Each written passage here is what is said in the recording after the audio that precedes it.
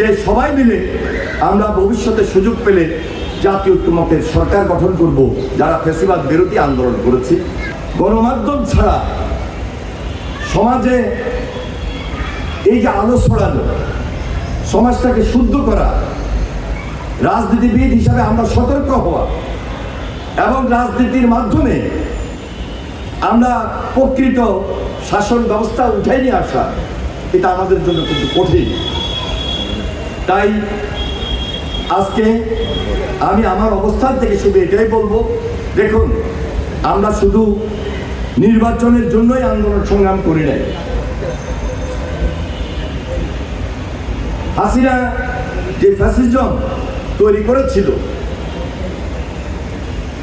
এক ব্যক্তির শাসন, একদলীয় শাসন, আমরা 2018 পর থেকে খুব গভীরভাবে চিন্তা করেছি এবং আমাদের ভারপ্রাপ্ত চেয়ারম্যান জনাব তারেক রহমান খুব স্পষ্ট করে 2020, 21, 22, 23, 24 এখন পর্যন্ত সেই 31 দফাকে নিয়েই সামনে এগোচ্ছেন।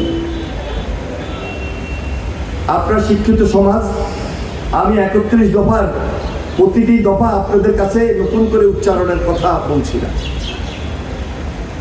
আপনারা জানেন যে সেখানে আমরা আজকে এই আমাদের আন্দোলনের সরকার সংস্কার নিয়ে যে কথাটি বলছে,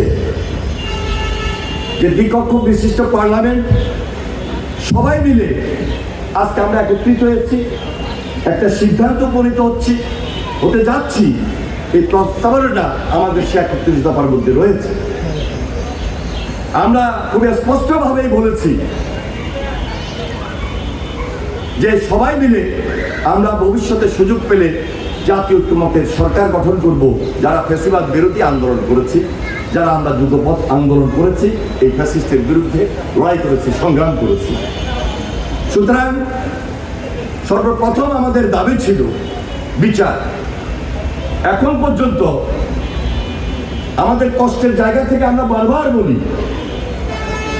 ফ্যাসিস্টের বিচার আরো দ্রুত হওয়া দরকার ছিল। আমরা আশা করছি সবার আন্তরিকতা, সহযোগিতা এবং আমাদের প্রতিবাদের কারণে এই বিচার খুব ত্বরান্বিত হবে এবং দৃশ্যমান হবে। সংস্কার প্রক্রিয়া যেটা চলছে, খুব সহসায় আমরা একটা রেজাল্ট যেন সরকার থেকে পাই, যে এই সংস্কারের মধ্য দিয়ে ভবিষ্যতে আমাদের জাতীয় ঐক্যমত্যের সরকার গঠন করতে আমরা যেন একটা সুবিধাজনক অবস্থায় থাকতে পারি। কারণ এটা একটা চলমান প্রক্রিয়া, বিচার সংস্কার।